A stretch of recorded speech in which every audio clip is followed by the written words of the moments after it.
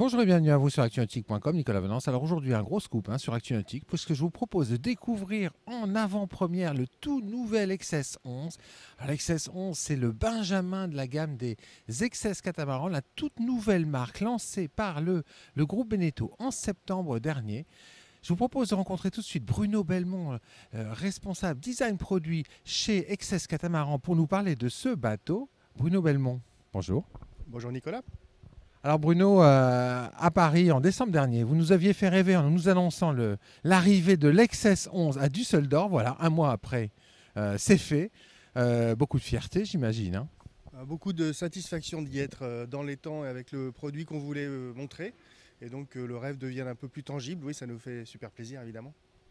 Alors là, on est sur la plateforme pour pouvoir visiter le bateau à l'occasion de cette visite privée. Vous êtes des petits vénards sur Actu Nautique. Alors on ne voit pas le profil du bateau, mais on va faire quelques incrustations d'images. Waouh, le profil du bateau est superbe avec ce museau. Alors le profil, c'est une chouette conséquence en fait. Sur ce bateau, on s'est concentré encore plus que d'habitude à essayer de ramener le poids au minimum possible. Alors on a eu plein de pistes différentes, mais une des pistes, ça a été de reculer la nacelle violemment par rapport aux générations de catamarans actuelles. Et la conséquence de ça, c'est de faire des très longues étraves et de faire un roof très reculé, un petit peu un profil de la Jaguar E-Type qui a été une source d'inspiration quand on a vu ce que ça donnait. Ouais, quand on compare les deux profils, il y a vraiment du E-Type là-dedans, hein. Bah oui, oui, et puis c'était une forme magique et donc on est content de l'avoir retrouvé, un peu par hasard d'ailleurs.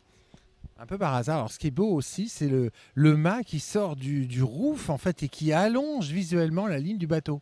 Alors oui, il est juste devant le roof justement, donc il laisse le roof, il laisse tout l'intérieur sans pilier de mât au milieu du carré, ce qui est le cas de tous nos katas aujourd'hui, ou de tous les catamarans du marché.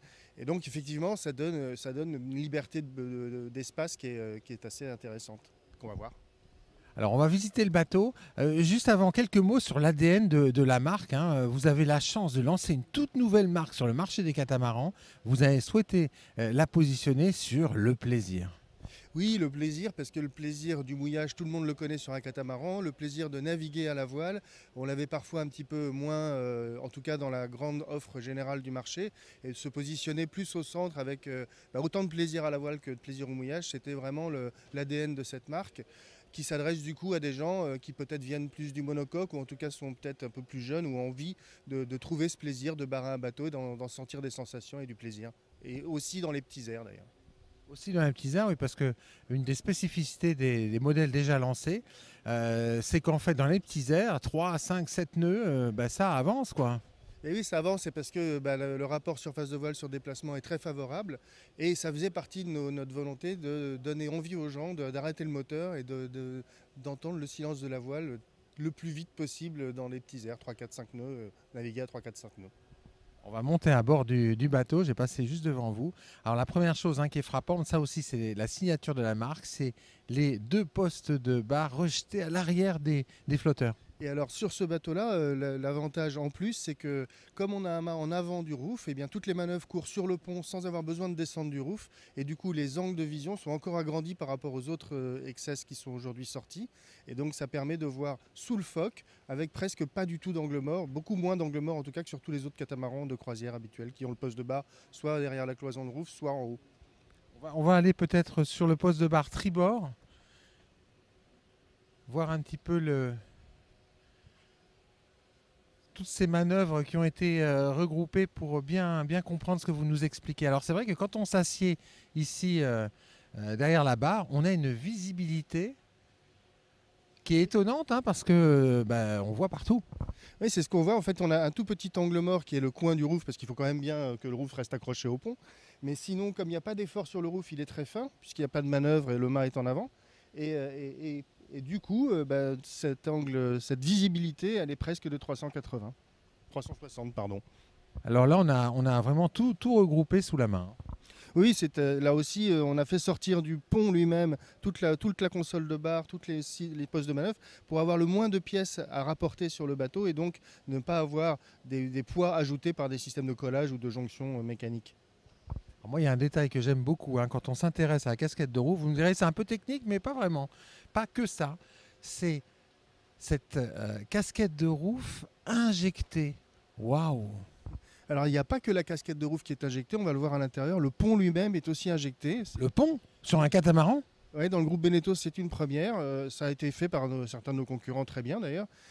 Ça permet, là encore, de gagner énormément de poids en assumant que ce qu'on voit à l'extérieur du bateau, ben, on va en voir sa réflexion directe à l'intérieur. Mais pourquoi pas? Parce que de montrer des renforts, ben, c'est plutôt mécanique et c'est plutôt informatif sur la solidité du bateau. Donc ben, on est allé à fond. On va prendre un peu de recul pour découvrir le cockpit et son aménagement. Donc là, on a un vaste salon, banquette arrière. Oui, avec une grande banquette arrière et beaucoup de volume et un immense rangement dedans parce qu'on a réussi à localiser le bib derrière la banquette et non pas à l'intérieur comme la plupart des catamarans. Et ça nous fait encore gagner du volume de rangement, ce qui est toujours évidemment agréable, surtout sur un petit bateau parce qu'il fait 37 pieds le bateau. Oui, 37 pieds, c'est le plus petit catamaran de grande production du marché. Et de loin, oui, et son prix à 235 000 euros en fait vraiment un bateau très attractif. 235 000 euros. Oui. Bon, au moins, comme ça, c'est clair. Alors moi, il y a un autre détail qui me plaît beaucoup, c'est ce toit coulissant. Ah oui, alors la manœuvrabilité est extrêmement aisée. Et alors là, par un beau soir étoilé, on va voir le ciel et puis on va avoir à sa voile aussi en navigation si on veut la voir. Voilà, c'est d'abord aller voir ses voiles parfaitement quand on navigue, qu'on soit d'ailleurs sous pilote au milieu du carré ou qu'on soit au poste de bar. Et puis le soir, oui, dîner en voyant les étoiles, ventiler bien le cockpit quand il fait très chaud. Enfin voilà, il y a plein d'avantages à ça. Alors c'est une option, puisqu'il y a des gens qui préféreront avoir du dur parce que marcher sur les côtés peut leur faire peur quand il faut ranger la GV. Mais on peut très bien mettre la grand voile sur le côté et marcher très sécurisé pour faire les LGV ou choisir d'avoir un toit en dur si on préfère. Alors, il y a une chose qui doit être incroyable en navigation, on l'avait vu sur le 12 et sur le 15, c'est le fait que quand on skip son bateau, on est avec tout le monde, on n'est pas éloigné comme ce qu'on peut être sur un catamaran à fly ou quand on est sur un poste de bar derrière la cloison.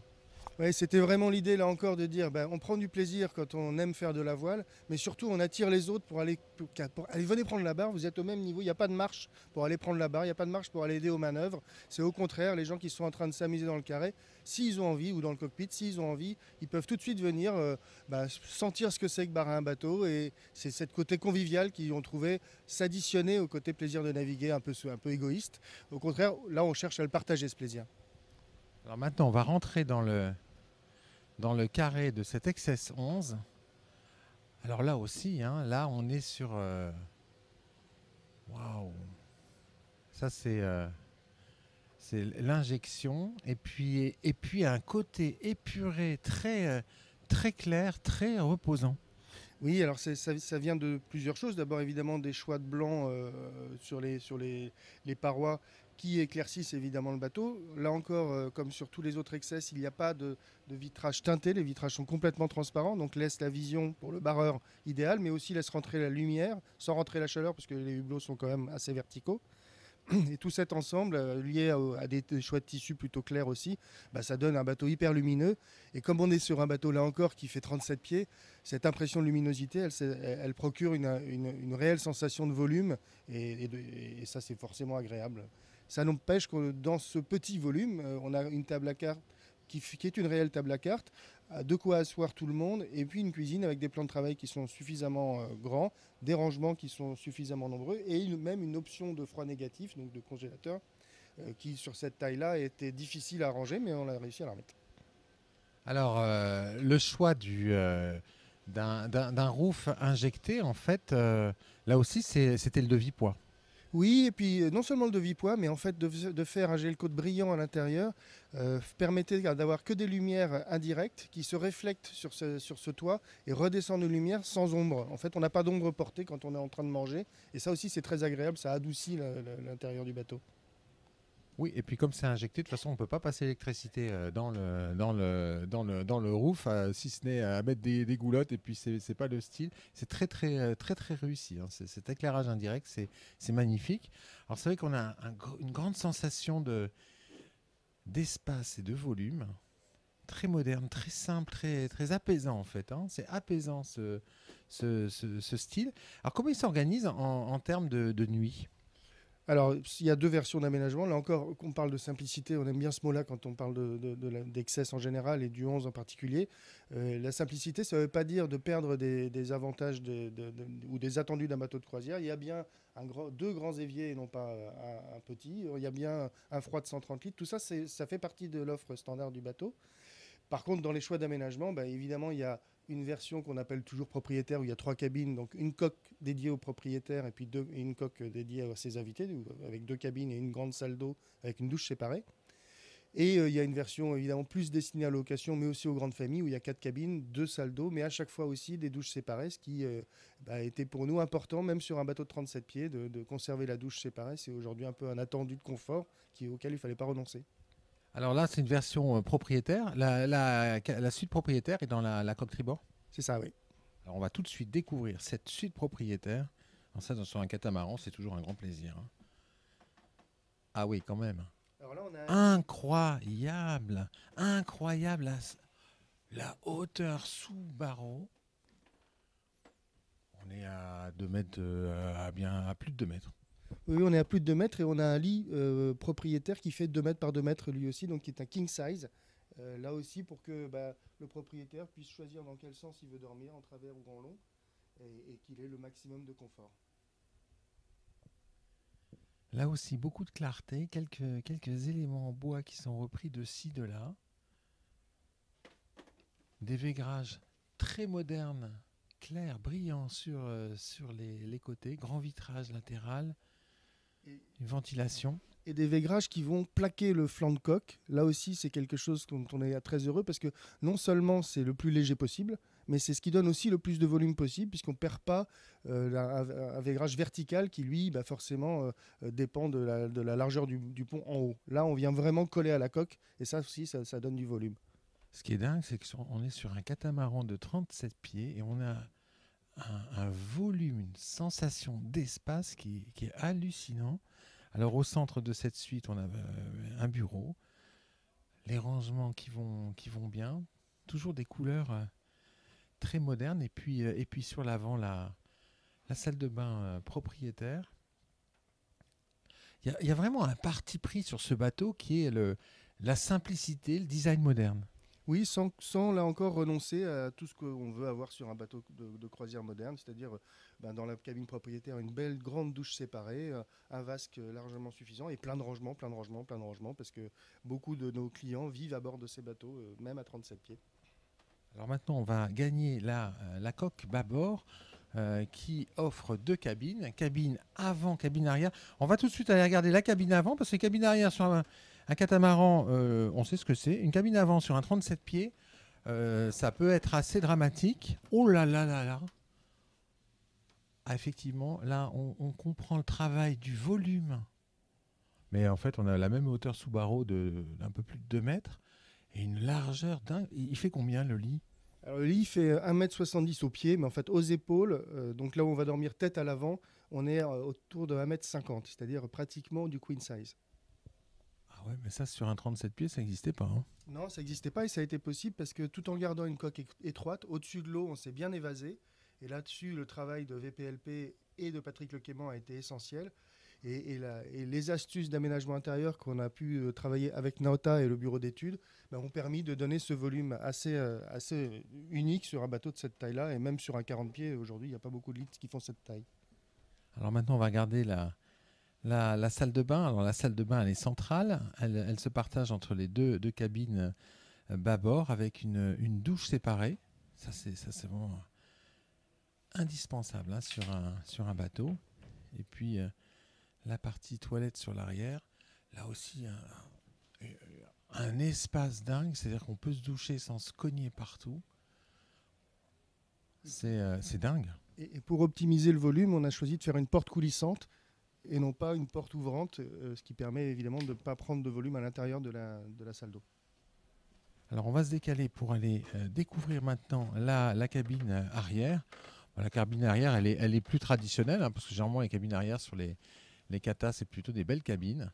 Donc là, toujours ce sentiment d'espace, de volume. Et là, un lit qui fait quelle taille? Qui fait 2 mètres par 1,60 m, c'est-à-dire un vrai queen size. Wow. Et là, on peut dormir face à la mer. On se réveille le matin avec la mer comme panorama. Il y a des choses plus désagréables dans la vie, hein. Oui, oui, ben là encore, on a allongé les vitraux au maximum pour qu'on profite de cet effet panoramique et de la jolie vue des mouillages. Alors, ce bateau, il vient tout juste d'être présenté au boat de Düsseldorf. Alors, Bruno Melmont, il est reçu comment, ce bateau?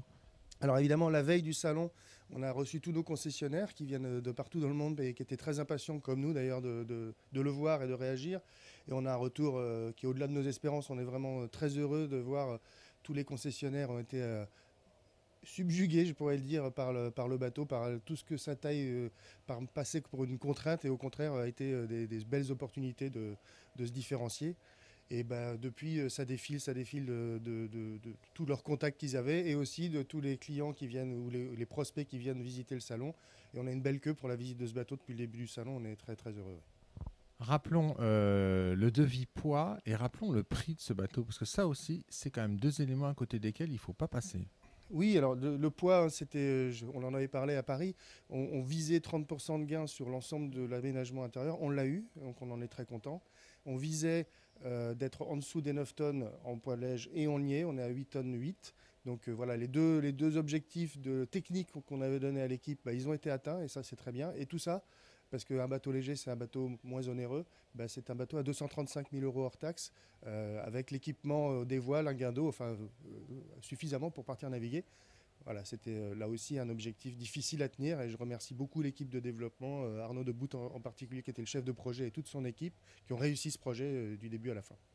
Merci beaucoup, Bruno. Merci Nicolas.